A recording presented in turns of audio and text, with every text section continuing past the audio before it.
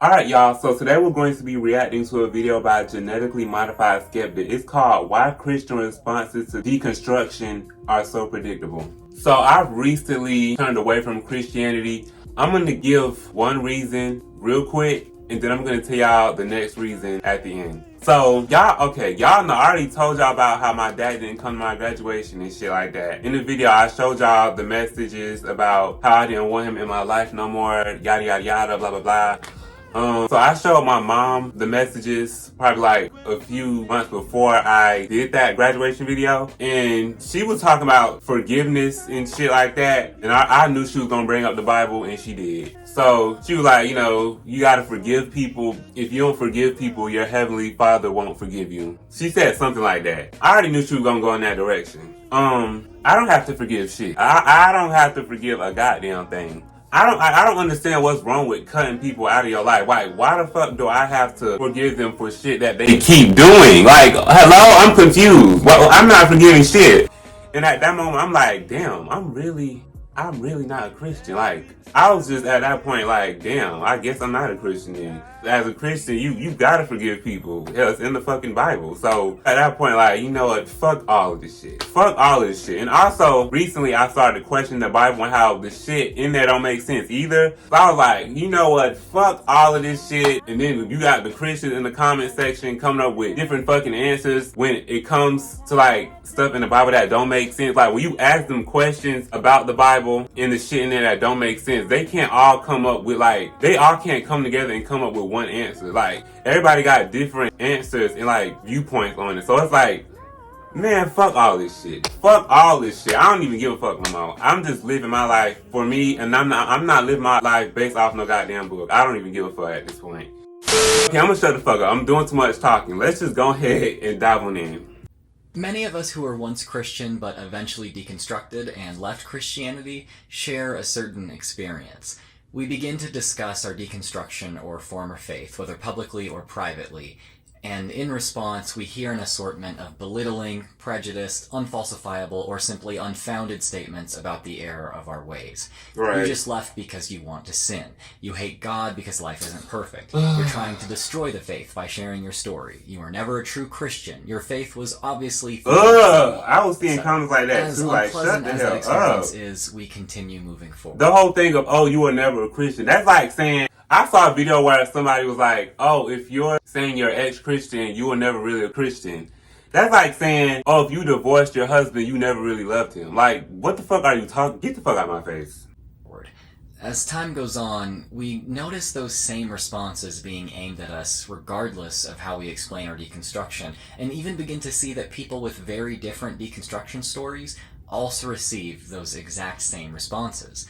It's maddening. But after a while, our frustration with these responses becomes diluted with boredom. It becomes difficult to care when all too often Christian responses to deconstruction stories are predictable. If you're like me, though, you've wondered why that is. Why, often regardless of the details of the story, how it's presented, or sometimes even the denomination of the Christian responding, are these responses so common as to be anticipated? Well, I think a significant factor in play here is the inherent groupishness of human psychology. We are social creatures, and as such, our thinking naturally falls into patterns which serve to reinforce loyalty to our in-group and animosity toward our out-group. These groupish patterns of thought are well studied within the field of social psychology, and one can utilize that body of knowledge to understand why certain Christian responses to their out-group are so common. Before I begin discussing specific responses and the phenomena behind them, allow me to make a clarification. Many Christians do not and would not respond to deconstruction stories or non-believers in the ways we're about to discuss, and I don't mean to imply otherwise. It's simply that enough Christians give these responses enough of the time that they can be considered, unfortunately, common.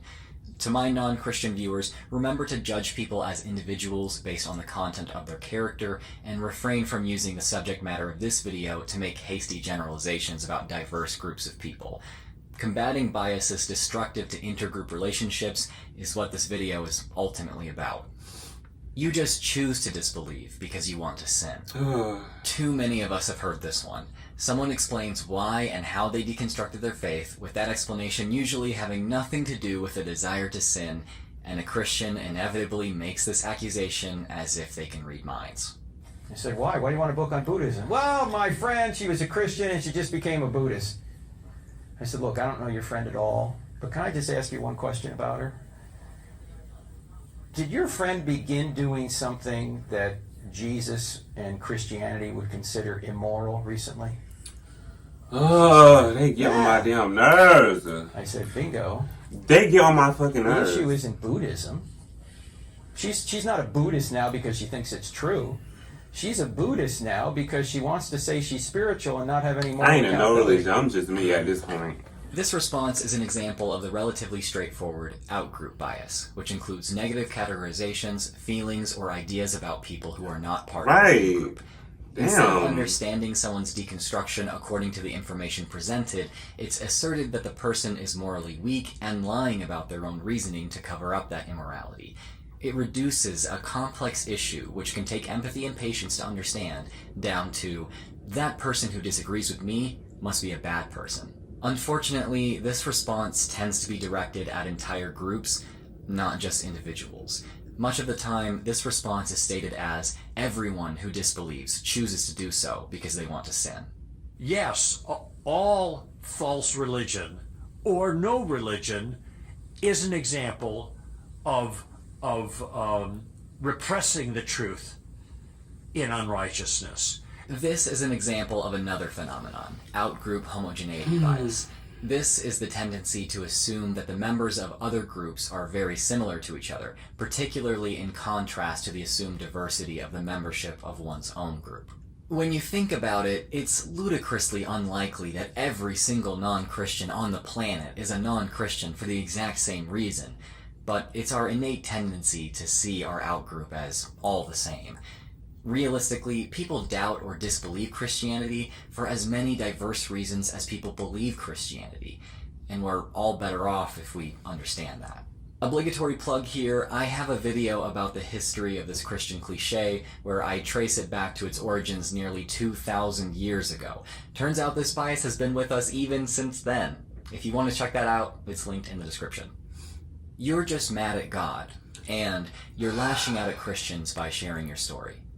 Little is more frustrating than discussing one's complex, often intellectual journey out of the faith, only to be accused of simply hating or being angry at God like a child who didn't get their way. Likewise, getting up the courage to share your story with others and being told you're only doing so out of malice toward Christians is exasperating. If God doesn't exist, the truth is, Kevin, they know he exists. Oh, of course. They hate him. That's what it's all about. That's exactly what it is, and that's pretty much what my character is. And in the movie God's Not Dead, I mean, this also gets on my fucking nerves. I know these guys. I'm gonna address it at the end. They won't get so angry about it. I put these responses together because they're both examples of the same thing. Hostile. Ooh, I cannot wait to address this. This is a general tendency to ascribe harmful or otherwise adverse intent to the ambiguous behavior of others. Rarely does someone do something as difficult and painful as leave their faith entirely out of spite. It can be difficult to understand why someone would leave your group and then openly discuss why they did so it can be easier to explain and emotionally process such an occurrence by thinking, they must talk about it so much because they're angry, hateful, and want to hurt people. Ask anyone why they made a major life change or why they talk about issues important to them, though, and basically no one will say that they're just motivated by anger, hatred, and an urge to harm others.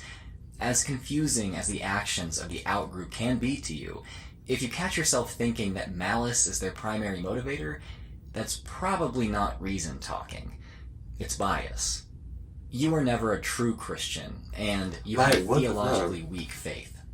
Of course, no Christian as real, dedicated, and theologically informed as myself could ever deconstruct their faith. So if you have, you were never a true Christian at all, and you certainly never understood Christianity. Back to the Hawk Nelson singer denying that God exists anymore in his mind. He struggled with, quote, Why does God say not to kill? Like, I tried so hard, y'all. I really did try. The promised land.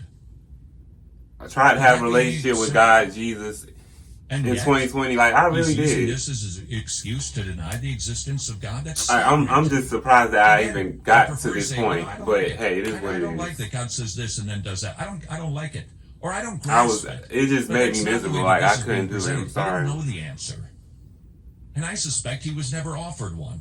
This is an excellent example of defensive attribution, a bias or error in attributing cause for some event such that a perceived threat to oneself is minimized. For example, people might blame a car accident on the other driver's mistake because this attribution lessens their perception that they themselves are responsible for the accident.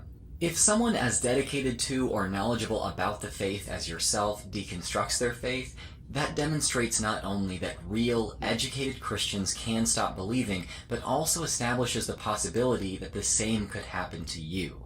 From a Christian perspective, this is understandably terrifying.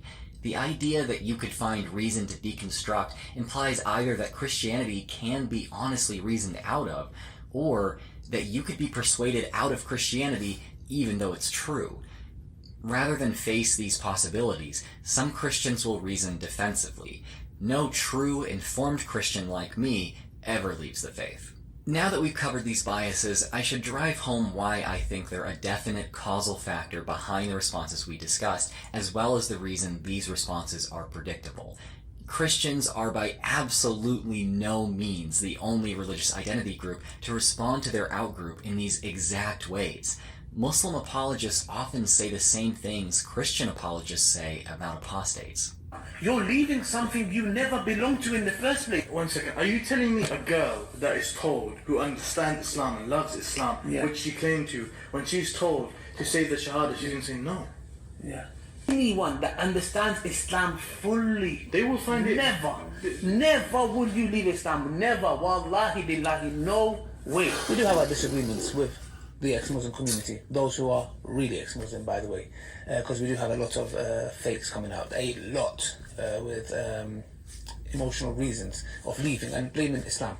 Instead of addressing them, some of them are attention seekers, so I'm not going to entertain them. It's pathetic. You're leaving the fold of Islam not because of his fundamental flaws in his principles or his doctrine. You're leaving Islam because emotional. There's no point in arguing with people like this. It's hard. I don't want to practice it just because some of them have apostated. Why? Because things are getting a little hard. Oh, it's hard to practice. That's your reason. And I don't get why it Now, bothers at this us so damn point, one much could that object to people my leave. reasoning Like, thus far by okay, saying what that I gotta do Christians with you? and Muslims say these things because of what their scriptures teach them to think about those who leave the faith. After all, for Christians at least, Romans 1:19-20 says that God's truth is plain to everyone, and that so-called unbelievers are without excuse. Acts 20:29-30 warns that even people from inside the church will arise like ravenous wolves to deliberately deceive people into following their false teachings. Why not conclude that the scriptures are the true cause behind the responses discussed? Well, to answer that, let me read you some atheist posts from Twitter and Reddit. Everyone is low-key an atheist, they just don't want to accept it. I don't want to write too much, but I was making the point that I feel like everyone is an atheist deep down inside. People are just scared to accept it. People have a fear that I've seen a comment where will people lead say them to we're having born consequences atheists. from their God. Not like that makes any sense. This next one is in reference to churches being closed for Easter in 2020. The only reason these pastors are bent out of shape is because Easter is a big moneymaker. At the root of all these churches is a desire for money. They do not care about their congregation. I doubt many of them believe what they're preaching. What they do believe in is the mighty dollar. I often wonder how many preachers don't truly believe and are in it just for profit. Nearly all of them. When someone says they used to be an atheist, what are the most common reasons for this according to your observations?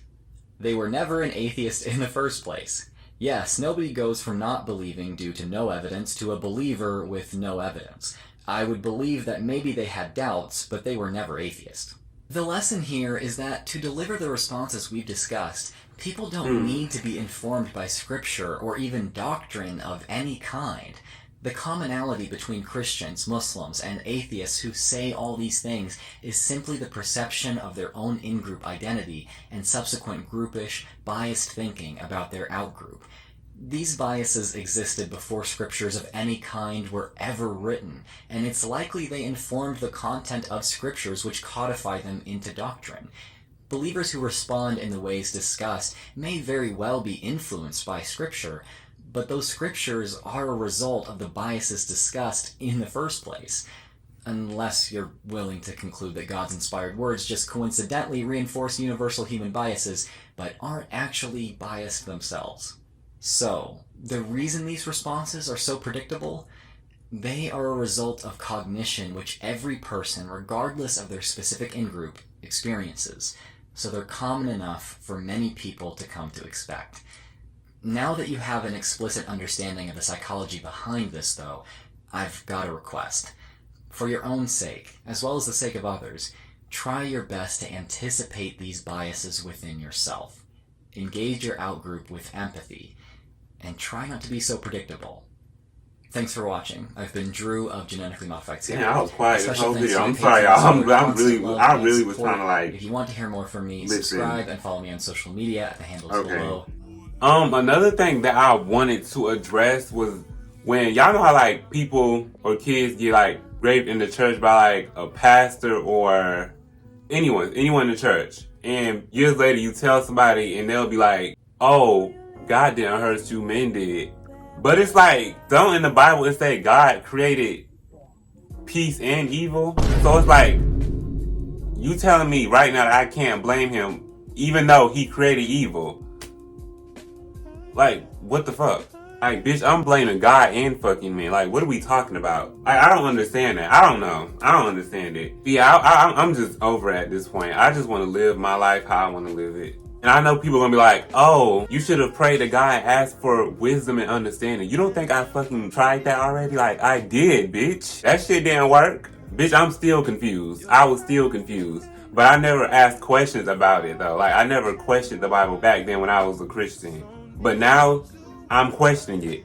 And none of this shit makes sense. But yeah, that's all I had to say. I have a full list on why I stopped being a Christian. I'll leave that. Well, I'll show y'all at the end of the video. Make sure to like, comment, and subscribe. And I'll see y'all in the next one. Every time I look into your eyes, I see it. You're all I need. Every time I get